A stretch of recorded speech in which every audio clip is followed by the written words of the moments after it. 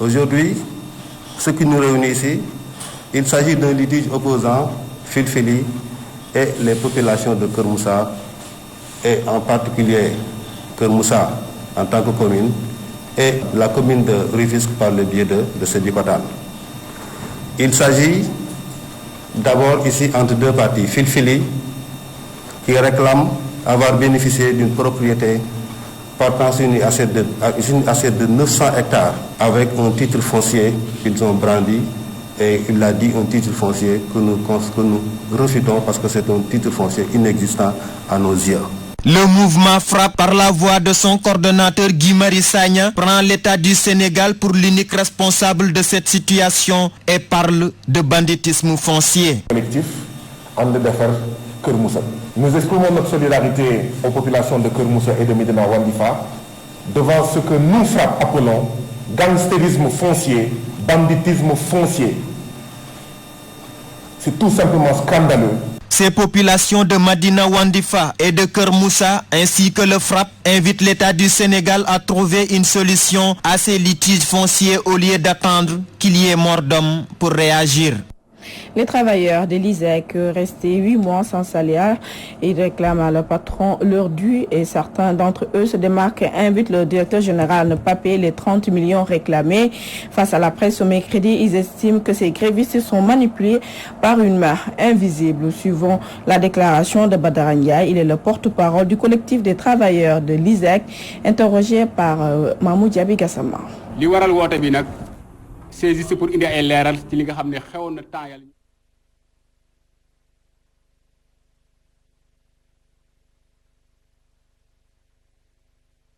Face aux dérives verbales de certains se réclamant du collectif des employés de l'ISEC, il est de notre devoir d'éclairer la lanterne de l'opinion sur les tenants et aboutissants de cette affaire qui défraie la chronique. Et l'entame, nous précisons que les travailleurs de l'ISEC n'ont aucun problème pour percevoir le salaire malgré cette situation liée à la pandémie de la Covid-19. Dès lors, la question se pose, sommes-nous dans un syndicalisme estudiantin ou travailliste? Ce collectif s'ancrant dans le déni et réuni autour de quelques étudiants de l'établissement réclame à l'ISEC 30 millions de francs CFA équivalent à 8 mois d'arrêt de salaire. Comment des étudiants peuvent-ils prétendre à un salaire à la place d'une bourse? Qu'est-ce qu'un salarié selon le Larousse? Un salarié est une personne qui perçoit un salaire dans le cadre d'un contrat de travail. Aucun contrat de travail ne lie l'ISEC à ce collectif. Ces étudiants, n'ayant toujours pas soutenu leur mémoire pour valider leur diplôme, ont été pris en charge gratuitement dans le cadre de leur formation par l'ISEC. Ces gens-là ont-ils oublié quand ils étaient désemparés? C'est pendant ces périodes que l'ISEC les a accueillis par humanisme ainsi que leurs proches pour leur accorder une bourse pouvant leur permettre de continuer leurs études. Nous avons compris qu'il y a des forces tapis dans l'ombre et qui ont compris qu'elles ont été démasquées et comme un bateau qui s'avire, elles veulent emporter tout sur leur passage. Qu'on arrête ces menaces de paralyser les enseignements. Nous n'accepterons jamais que des personnes mal intentionnées fassent couler notre bateau. Réponse du berger à la bergère. Les autres employés de l'ISEC dénoncent la sortie de leurs collègues et menacent de perturber la rentrée prévue le 1er septembre si la direction de l'établissement campe dans sa position. Suivant la réaction de Pape Ndérifal, ils portent leur voix au micro d'Issatine. Je dis des personnes sont présentées parce qu'on n'a pas vu le président directeur général de l'ISEC, M. Mamadou Diop, avec qui on a affaire. Parce que nous réclamons à M. Diop, plus connu sous le nom de Diop ISEC, des arrêts de salaire de 8 à 15 mois, équivalent à plus de 30 millions, exactement 30 960 000 francs. Et il a été saisi depuis des mois par rapport à notre situation. Et il n'a pas voulu répondre. Maintenant, il nous a appelé à la confrontation. La dernière fois, nous avions tenu un point de presse au niveau de l'école. Il a envoyé des nervis à qui nous avons fait face. Il a appelé la police à qui on a expliqué le motif de notre point de presse et qui a compris. Ce matin, des personnes sont sorties pour faire des déclarations que nous ne jugeons pas importantes parce que c'est une diversion et nous n'allons pas répondre sur ce terrain-là. Ils nous appellent à la confrontation, nous allons répondre à cette confrontation-là. La reprise se fera partout sauf à l'ISEC et nous prenons en témoin l'opinion nationale et internationale. Ces têtes qu'on a vues ce matin, c'est des anciens, il a dit, la personne même l'a dit, il s'est prononcé en tant qu'ancien étudiant. Il a été orienté par l'État du Sénégal, ce qu'on appelle communément nous à l'ISEG les Maki Family. L'autre personne, c'est un parent à Diop. C'est normal en tant que parent qu'il se permette de soutenir son frère ou son oncle. On n'est pas légal. Là, je donnerai à l'ISEG pourquoi on n'est pas légal et ils acceptent de nous payer pendant des années, qu'ils acceptent de présenter des documents à l'annexe et au CAMES où figurent nos noms. Nous avons assez de documents à l'ISEG et le moment venu de les mettre sur la place publique, nous le ferons. Nous avons le dernier organigramme de l'ISEG qu'il a présenté à l'annexe à la date du 17 décembre 2019. Nous avons des preuves irréfutables par rapport à ça. Nous savons toutes les manigances et toutes les bêtises que l'ISEG M. Diop a fait dans ce pays et nous avons des preuves par rapport à ça et le moment venu nous allons les mettre sur la table. Quittons Dakar pour la région de Matam où les fortes pluies de ces dernières heures ont occasionné d'énormes dégâts et plusieurs bâtiments se sont effondrés et des familles ont dormi à la Belle Étoile. Désemparées, les victimes pointent du doigt l'entreprise chargée des travaux d'assainissement. Amboudi Sakan, le reportage. Des bâtiments effondrés, des habitants qui passent la nuit à la Belle Étoile, des maisons entières sous les eaux. Voilà le décor au quartier Soubalou de Matam après le passage des pluies. Les populations très en colère indexent l'entreprise chargée des travaux d'assainissement qui ajoute le mutisme des autorités qui, selon elles, ne sont pas venues à leur chevet. Ousmane Diaw.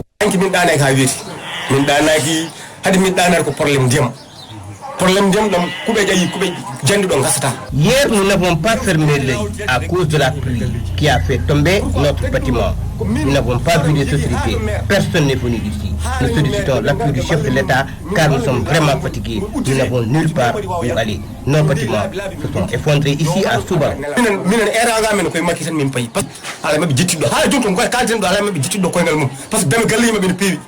hay gonno ya taydo minen kay semin ngero amin bulla min kala koy makki hollu yo hollu madamnabe nan tampi. Même son de cloche pour cette dame et ce père de famille qui ont passé la nuit à la Belle Étoile.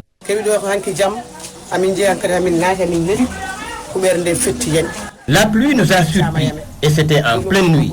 Voilà que nous avons quitté le bâtiment, sinon il allait tomber à terre. Vraiment nous sommes fatigués. Moi et ma famille, nous n'avons nulle part où aller passer la nuit. Nous sollicitons de l'aide.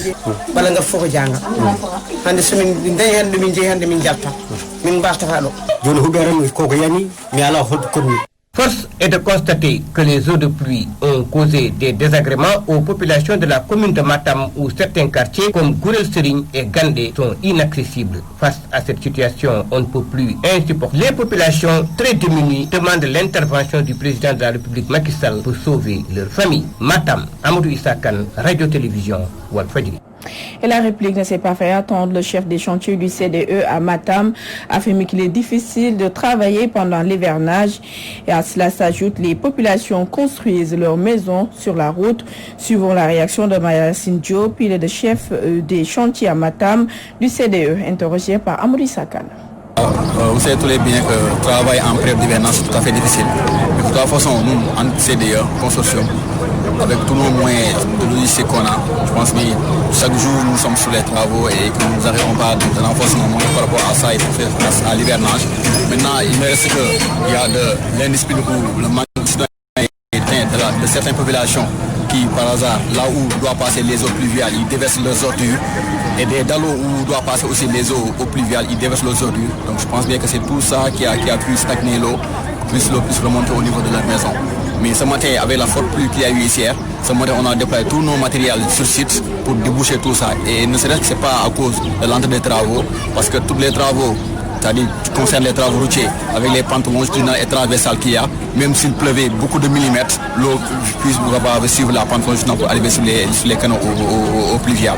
Maintenant, ne reste que c'est à cause de leur peut-être manque de citoyenneté qui prennent leurs ordures, qui font boucher sur les canaux, qui bouchonnent l'eau de la pluie, qui ne puisse pas être évacuée. Maintenant, nous, on a pu faire tous nos moyens possibles. Actuellement, si vous voyez sur le terrain que lorsqu'on a débouché tous ces points-là qui ont mis des ordures, l'eau a continué de couler normalement en suivant la pente de la terre. Et les travaux vont prendre 5 ans? tout de suite parce que nous y sommes. Même aujourd'hui, on avait commencé à poser les bords pour au moins la semaine prochaine commencer à poser les dallots et tout ça. Maintenant, avec la forte pluie qu'il y a eu hier, évidemment, on a pu déployer notre personnel sur notre site pour au moins le temps d'évacuer cette eau-là. Médina Djikoy fait face à un manque d'infrastructures éducatives, sécuritaires, sanitaires. Cette zone du département de Foundiougne n'a plus accès à l'eau de forage depuis plus de 3 mois.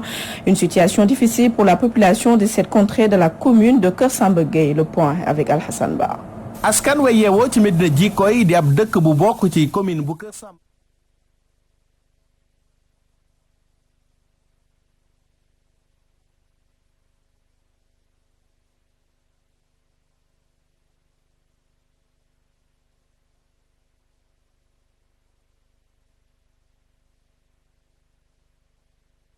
De Médina Djikoy, village situé dans le sud-est de Karang, dans la commune de Keur Samba Gueye, au département de Foundiougne, ont tenu un point de presse pour fustiger les difficultés auxquelles elles font face. Le dit village dispose d'installations et de poteaux électriques, mais l'électricité fait défaut depuis des mois. Parce que même ici, le courant ne fonctionne pas depuis 3 mois. On ne sait pas le pourquoi. On a fait les démarches, on a envoyé nos parents là-bas à la mairie pour qu'ils réfectionnent le courant. Jusqu'à présent, on ne voit pas de réponse. Raison pour laquelle on s'est mobilisé, organiser ces manifestations pour que nous tendons la main au président pour qu'il nous aide. Élèves et étudiants du village n'arrivent plus à suivre leurs cours en ligne et sont obligés de faire 7 à 8 km pour recharger leur portable. Depuis le mois de décembre, nous sommes obligés de faire 7 ou 8 km pour charger nos ordinateurs portables. Sinon, nous ne parviendrons pas à suivre nos cours en ligne. C'est désolant. Les cours en ligne. Médina Djikoy a son forage, mais celui-ci est tombé en panne depuis plus de 3 mois, ce qui oblige les femmes à se rabattre aux eaux de pluie et de rivière. Comme vous le voyez ici, les puits que vous avez vus, pratiquement c'est comme ça. Il y a certains femmes qui vont à la rivière même pour chercher de l'eau, pour essayer de filtrer, pour qu'on n'a qu'à utiliser ces eaux-là. Nous voulons informer les autorités de réfectionner le forage qui est en panne depuis des mois. Ce manque d'eau et d'électricité a aussi affecté leur case de santé. Je suis matrone dans la case de santé, mais c'est avec la torche de mon téléphone portable que je me débrouille pour assister les femmes qui accouchent. Et pour l'eau, c'est nous les matrones qui allons puiser de l'eau avec nos bassines pour le nettoyage. La construction de l'école primaire qui a démarré en 2003 tarde toujours à être achevée. De clôturer l'école ou de terminer les constructions inachevées des salles de classe. Il est notre devoir donc d'informer l'autorité compétente. Des routes praticables dans cette zone font partie de la liste des doléances, loin d'être exhaustives. À signaler aussi que les habitants de cette localité déplorent l'attitude des autorités qui leur ont interdit de prendre des images illustratives des maux qui règnent ici. Médina Djikoy, Al-Hassan Ba, Yaya Guissé, Walfadjri. Les 90 mm de pluie qui sont tombés à Saint-Louis ont fini de plomber la capitale du Nord dans le désarroi. Les artères sont remplies d'eau et sont également devenues impraticables. Et les Saint-Louisiens dénoncent l'absence de réseau d'assainissement. Moustapha Ndiaye, porte-parole des habitants, au micro de Gabriel Barbier. Nous ne comprenons pas que l'avenue Général de Gaulle qui est là, quand un président de la République vient à Saint-Louis, il passe par là. Quand il est accompagné d'un de ses homologues, il passe par là. Et que de nos jours, sa situation n'est pas du tout la meilleure. Là où tu passes, il y a de l'eau, surtout quand il y a des eaux pluviales. Et au moment où je vous parle, il y a de l'eau qui est là-bas. Donc ce qui veut dire que la question n'est pas évoquée, c'est l'assainissement. Il y a des zones où il fallait purger les fosses septiques, les caniveaux et tout ça, préparer l'hivernage pour que quand l'eau de pluie vienne, ça passe directement. Il y avait une pompage qui était à côté de Wembley. Mais actuellement, moi, je l'entends plus même. Je ne sais plus si ça fonctionne ou si ça ne fonctionne pas. Mais je sais qu'actuellement, il y a stagnation des eaux un tout petit peu partout. dans le pays. Que ça soit à Diamaguène, que ça soit à Bayal, que ça soit à la rue de Paris, que ça soit derrière le marché, comment dirais-je, l'allée qu'on venait de faire, ça fait 2 ou 3, 4 ans comme ça. Moi, je ne peux pas comprendre qu'on fasse un chantier quelques années et tu vois le pire. C'est-à-dire que moi, je me pose même la question qu'il fallait laisser ça comme ça avant, parce qu'avant, les eaux de pluie ne se mélangeaient pas avec les eaux de... partout dans les quartiers. Et nous vivons dans une période où il y a une maladie qui est là, une pandémie qui est le Covid-19, qui est en train de ravager le pays. Maintenant, ce que nous voulons, c'est que ceux qui nous dirigent mettent un tout petit peu de propreté dans nos vies. La gare routière de Dara, envahie également par les eaux après les pluies diluviennes de ces dernières heures, ce qui a fini de paralyser le transport local et les chauffeurs lancent un appel aux autorités locales. Dans ce reportage signé Doudou Tchal.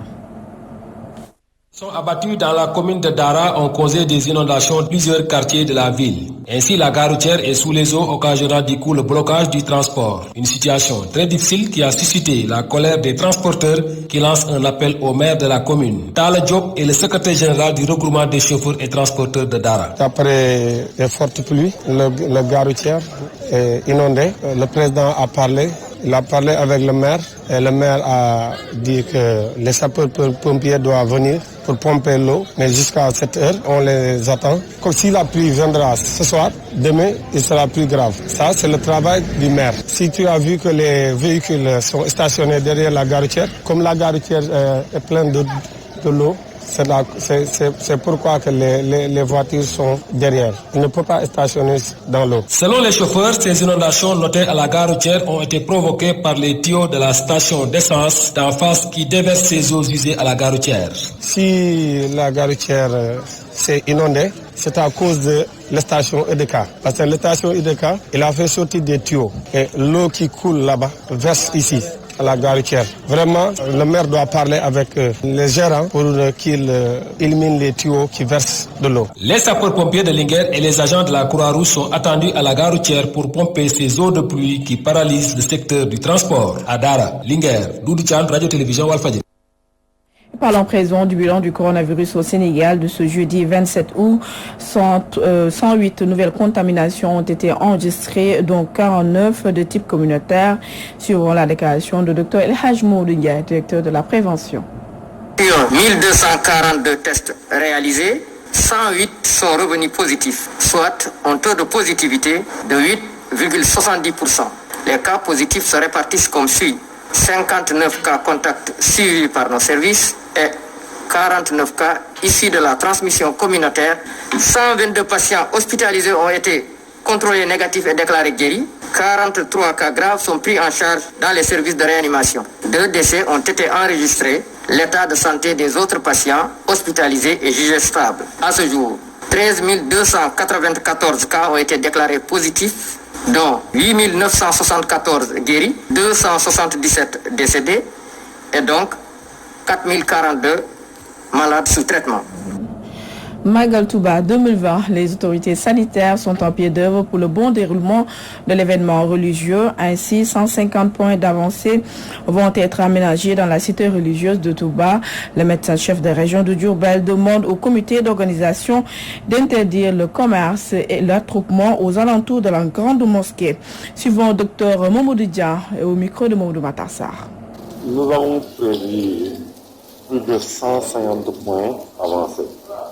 Et cette année, nous allons tout faire pour essayer d'éviter les attroupements au niveau de ces points. Et donc nous avons dans chaque point de prestation ouvrir des points de consultation en mettant suffisamment de personnel. Nous allons prépositionner suffisamment de médicaments et aussi des équipes d'investigation seront présents au niveau de ces points avec des thermoflash.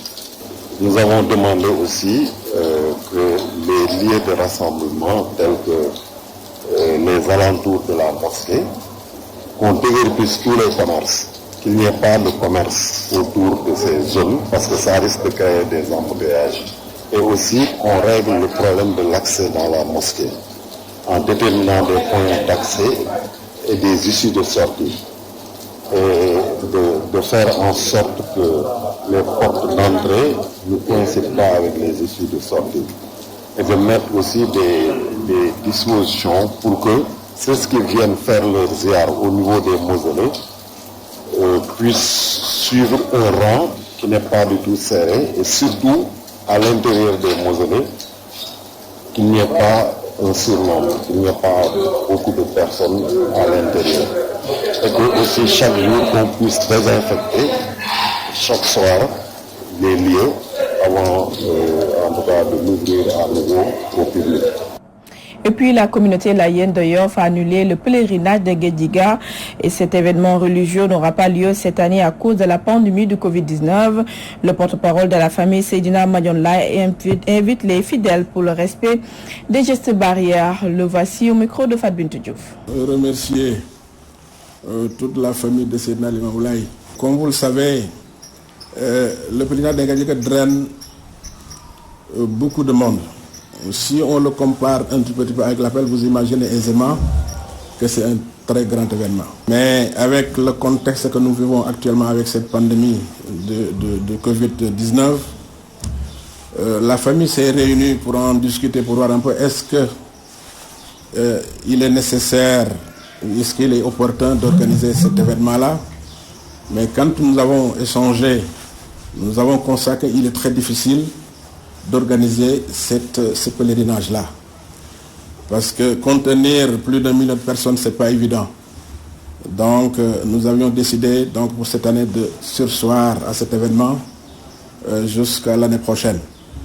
Et donc c'était l'occasion pour expliquer un peu à l'ensemble des talibés et à l'ensemble de la communauté musulmane du Sénégal de mettre l'accent sur cette problématique-là, cette problématique de pandémie du corona, essayer de respecter un peu toutes les barrières et consignes des autorités sanitaires pour que nous puissions juguler cette pandémie-là. Donc, c'est la raison pour laquelle on m'a chargé de dire à l'ensemble de la communauté laïenne que cette année, Nguédiaga sera célébré l'année prochaine. Et c'est sur cette note religieuse que s'achève ce 20h que j'ai eu le plaisir de vous présenter. Merci de nous avoir suivis. Restez fidèles au programme de Walf TV. On suit des programmes sur la voie des sans-voix. Je vous retrouve demain pour d'autres informations. Au revoir.